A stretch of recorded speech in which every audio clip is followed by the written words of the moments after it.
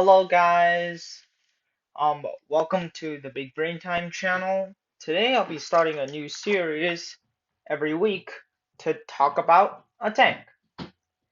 So, since we're going to be talking about tanks, I was thinking of starting at the beginning, which is World War One, by the way. And well, you may be expecting, actually you probably won't since the title, but I'm not going to talk about the Mark tank.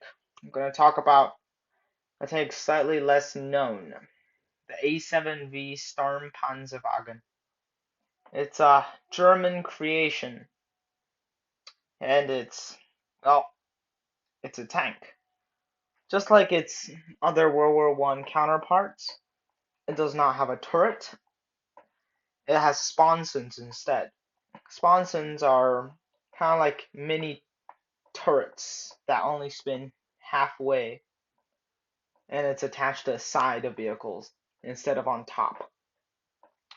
Alright, let's start talking about this beast. The A7V weighs 30 tons, has a main 5.7 centimeter gun with 6 secondary machine guns laid all around the tank, while having 30 millimeters of armor maximum, and well, it also goes 9 miles per hour or 15 kilometers per hour. This massive box has 18 people in it, and should be a layout of about 2 people or 2 persons for each machine gun, which would be, well, and pretty sure 3 for the cannon and 2 and a couple more for the commander and radio operator. So, the AT-7's history. At the beginning at the beginning of the first sighting of the Mark tanks, Germans lacked really anything to perform similar, like the English Mark tanks. So they decided to develop the A7V as the A7V tank project to basically do what the Mark tanks did. In the end, only 20 A7Vs were built, even though 100 was ordered. Um, this was originally a tractor, but really it's just a modified tractor with well, steel plates. Also, in the beginning, in the very early times, um, the A7V's many weaknesses has been spotted very quickly. Unlike the Mark tank, which have tracks going all the way around the vehicle, making it easy to cross trenches, the A7V only has tank tracks on the bottom, which may resemble more modern standards, but is much worse for the World War One battlefield. And with it, it also goes very sluggishly, causing, well, many problems such as transport and such, since it's also pretty big. Um, Unfortunately, the A7V was quite ineffective and very mechanically unreliable. So there was another project also competing for the production spot, known as the A7VU. So there's just a U added to it.